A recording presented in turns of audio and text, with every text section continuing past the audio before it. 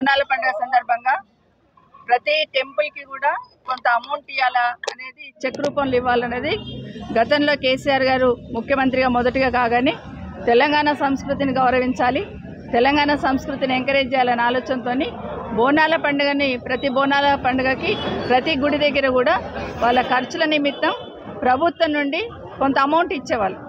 అదే నానుడి ఈరోజు బోనాల పండుగ సందర్భంగా చెక్కులు ఇస్తామని ఇక్కడ మన ప్రభుత్వ సలహాదారుడు వేణుగోపాల్ గారు రావడం జరిగింది. చాలా సంతోషం, ఆయన స్వాగతిస్తా ఉన్నాను. ప్రోటోకాల్ ప్రకారం వస్తారు, వారికి ఇస్తాము, వారిని వెల్కమ్ చెప్తాం. కానీ ప్రోటోకాల్కి సంబంధం లేకుండా, ప్రోటోకాల్ అంటే ప్రజల చేత ఎన్నుకోబడ్డ వాళ్ళందరినీ కూడా పిలవాలి. ప్రోటోకాల్కి సంబంధం లేకుండా ఓడిపోయిన వాళ్ళనే ఇన్ఛార్జ్గా పెట్టేసుకొని కూడా అఫీషియల్ ప్రోగ్రామ్స్ చేయమని చెప్పి గౌరవ ముఖ్యమంత్రి రేవంత్ రెడ్డి గారు ఆర్డర్ ఇచ్చారనేది మాకు తెలవాలి. ఎందుకంటే ఎక్కడైనా కూడా ప్రజల చేత ఎన్నుకోబడ్డ వాళ్ళని ప్రోటోకాల్ ప్రకారం కార్యక్రమాలు, ప్రభుత్వ కార్యక్రమాలు చేస్తూ ఉంటారు.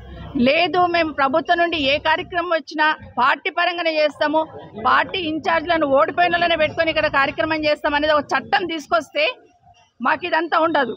చట్టం తీసుకొస్తే ఆ చట్టం ప్రకారమే చేసుకోండి అని చెప్తా ఉంటాం. కానీ గెలిచిన వాళ్ళకి గౌరవం లేకుండా ఓడిపోయిన వాళ్ళని స్టేజ్ మీద పక్కన కూర్చోబెట్టుకొని చెక్కులు పంచుతామంటే ఇది ఎట్టుపోతుంది అనేది గౌరవ రేవంత్ రెడ్డి గారు దయచేసి గమనించాలని కోరుతా ఉన్నాను. మీకు రాజకీయాలే ప్రధాన ఎజెండాగా ప్రభుత్వాన్ని నడిపిస్తున్నారు. ప్రజల సంక్షేమం, ప్రజల అభివృద్ధి, ప్రజలకు కావాల్సిన అవసరాలు మీ దృష్టిలో లేవు. ఈరోజు రాష్ట్రంలో ఎక్కడ చూసినా అత్యాచారాలు, దోపిడీలు జరుగుతూ ఉంటే కళ్ళు మూసుకొని పాలన చేస్తుంది ప్రభుత్వము. ఒకసారి నిరుద్యోగ యువకులందరూ కూడా, యువత అంతా కూడా రోడ్డు మీదకి వచ్చి ధర్నాలు చేస్తుంటే కళ్ళు కనిపించకుండా పాలన చేస్తుంది ప్రభుత్వము.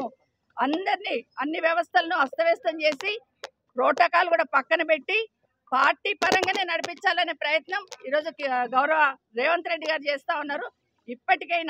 ఇప్పటికైనా గౌరవ స్పీకర్ గారిని ఒకటే రిక్వెస్ట్ చేస్తూ ఉన్నాం. ప్రోటోకాల్ ప్రకారం స్థానికంగా ఉన్న ప్రజాప్రతినిధులను గౌరవించే సంస్కృతిని ఈ ప్రభుత్వం మర్చిపోతుంది. దయచేసి దాన్ని పర్యవేక్షించండి అని స్పీకర్ గారిని కోరుతా ఉన్నాం. ఎందుకంటే ఎక్కడ పోయినా కూడా ఇది ఒక నానుడి అయిపోతూ ఉంది. ఎక్కడ పోయినా కూడా వాళ్ళ పార్టీ తరఫున ఓడిపోయిన వాళ్ళే ముందు పెట్టి నడిపించినప్పుడు, మాకు ఓట్లేసి గెలిపించిన ప్రజలు మమ్మల్ని ఎమ్మెల్యేలుగా శాసనసభకు పంపించినప్పుడు నాతో పోటీ చేసి 60,000 ఓట్లతో ఓడిపోయిన పక్కన తీసుకొచ్చి కూర్చోబెట్టి కార్యక్రమాలు, ప్రభుత్వ కార్యక్రమాలు నడిపిస్తామంటే ఇది ప్రజలు హర్షించరండి. రేవంత్ రెడ్డి గారు, మీ అభ్యర్థి ఉంటే, మీకు ప్రేమ ఉంటే మీ పార్టీ కార్యక్రమాలలో నెత్తి మీద పెట్టుకొని తిరగండి. కానీ ప్రభుత్వ కార్యక్రమాలలో ప్రభుత్వ పరంగా ప్రోటోకాల్ పాటించాల్సిన బాధ్యత ఉంటుందని మరొకసారి ఈ ప్రభుత్వానికి విజ్ఞప్తి చేస్తా ఉన్నాను. భవిష్యత్తులో ఇలాగే చేస్తే ఖచ్చితంగా రేవంత్ రెడ్డి గారు, మీరు అనుకుంటున్నారు ప్రభుత్వం నాది, మొత్తం మేమే ఉన్నాం, ఎవరేం చేస్తారని. కానీ ప్రజలు అన్నీ గమనిస్తూ ఉన్నారు. ప్రజలు ప్రతి ఒక్కటి కూడా గమనిస్తున్నారు. ఇన్ని రోజులు కళ్యాణ లక్ష్మి చెక్ వచ్చినప్పుడు కూడా మీ ఇన్ఛార్జిని పంపించాల్సిందండి, తులం బంగారం ఇచ్చి. అప్పుడు అడిగేవాళ్ళమాట. ఈరోజు బతుకమ్మ బోనాల పండుగకున్న చెక్కులను ఇవ్వడానికి ఎప్పుడు లేని ఇన్ఛార్జ్ గుర్తుకొస్తా ఉన్నారు. ఈ సిస్టమ్ మంచిది కాదు. దయచేసి గుర్తుపెట్టుకోమని రేవంత్ రెడ్డి గారు ఇప్పటికైనా ప్రజాప్రతినిధులను గౌరవించే సంప్రదాయాన్ని తీసుకురండి, వ్యవస్థను చెడగొట్టకండి అని ముఖ్యమంత్రి గారిని కోరుతా ఉన్నారు.